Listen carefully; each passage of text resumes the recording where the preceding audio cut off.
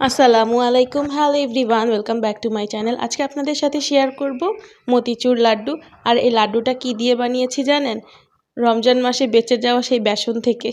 এবার এখানে আমি 1 কাপ পরিমাণ বেসন নিয়ে নিয়েছি, আর সাথে দিয়ে দিব পানি, আর অন্য কিছুই দিতে হবে না। পানিটা অল্প অল্প করে অ্যাড করব যেন খুব শক্ত একটা খামির হয়, একেবারে পাতলা করলে চলবে না। এবার এটাকে প্রায় আমি 10 মিনিটের মতন রেস্টে রেখে দিয়েছি। একটা প্যানের মধ্যে পর্যাপ্ত পরিমাণ তেল দিয়ে ছোট ছোট করে ভেজে নিব। আপনারা এখানে বড় করেও ভাজতে পারেন, কিন্তু ছোট করে ভাজলে খুব তাড়াতাড়ি ভাজা হয়, জন্য অল্প অল্প করে দিয়ে আমি অনেকটা পেঁয়াজুর শেপ দিয়ে ভেজে নিয়েছি। বেসনের এই বড়াগুলোকে এমনভাবে ভাজতে হবে যেন ভিতরটা রান্না হয়ে যায়, কিন্তু কোনোভাবে কাঁচা না থাকে, আর উপরে যেন কালার না আসে ভাজার। তাহলে দেখা গেছে পরবর্তীতে মতিচুর লাড্ডু বানানোর সময় এটা থেকে একটা অন্যরকম কালার হয়ে যাবে। আর এই তো আমার এখানে সবগুলো ভাজা হয়ে গিয়েছে। এখন এটাকে ছোট ছোট টুকরো টুকরো করে নিব, আর ব্লেন্ডারের ছোট্ট একটা জারের মধ্যে আমি সবগুলোকে খুব ভালোভাবে গুঁড়ো করে নিব। আর গুঁড়ো করার সময় কোনো প্রকারই পানি ব্যবহার করা যাবে না, এটা এমনিতেই খুব ভালোভাবে পাউডার হয়ে যাবে। এবার এই বড়াগুলোকে খুব ভালোভাবে মিহি করে ব্লেন্ডারে জারের মধ্যে গুঁড়ো করে নিব। এর চাইতে বেশি গুঁড়ো করতে যাবেন না, তাহলে দেখা গেছে পরবর্তীতে লাড্ডু বানানোর সময় মিহিদানার একটা যে ছোট ছোট গোল গোল থাকে ওই জিনিসটা হবে না। আর একটা প্যানের মধ্যে আমি 1 কাপের মতন চিনি দিয়ে দিয়েছি, আর সাথে দিয়ে দেব 1 কাপ পানি।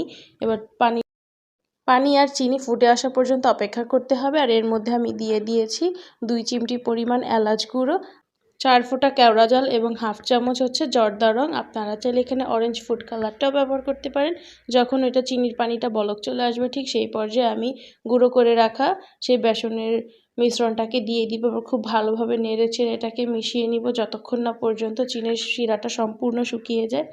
আর ভিডিওটি ভালো লাগলে একটি লাইক দিতে পারেন, আর ফেসবুক পেজ থেকে ভিডিওটি দেখে থাকলে পেজে লাইক ফলো দিতে পারেন। এই তো এখানে খুব ভালোভাবে শিরাটাকে টানিয়ে নিব যেন কোনো প্রকার এটার মধ্যে পানি না থাকে। পানি থাকলে পরবর্তীতে এটা যখন আমরা মিহিদানার লাড্ডুর শেপ দিব তখন সেই শেপটা নিবে না। এজন্য খুব ভালোভাবে পানিটাকে টানিয়ে নিতে হবে। আর আপনারা যারা এখনও পর্যন্ত আমার ইউটিউব চ্যানেলটি সাবস্ক্রাইব করেননি, চাইলে চ্যানেলটি সাবস্ক্রাইব করতে পারেন। আর এই তো এখানে আমাদের শিরার পানি সম্পূর্ণ শুকিয়ে গিয়েছে, আর এখানে আমি সামান্য পরিমাণ একটু লবণ দিয়ে দিয়েছি। আপনারা চাইলে নাও দিতে পারেন। আমার কাছে মনে হয় লবণ দিলে মিষ্টির স্বাদ আরও বেড়ে যায়। আর এখন এই তো খুব ভালোভাবে ঘুরিয়ে ঘুরিয়ে হাতে শেপ দিয়ে মতিচুর লাড্ডুর শেপ দিয়ে দিব, আর সাথে দিয়ে দিব পেস্তা বাদাম যেন দেখতে একটু সুন্দর হয়।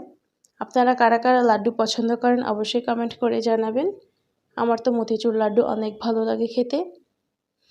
মাশাআল্লাহ, খুব সুন্দর হয়েছিল। আজকে এই পর্যন্তই, দেখাবেন নেক্সট ভিডিওতে। আল্লাহ হাফেজ।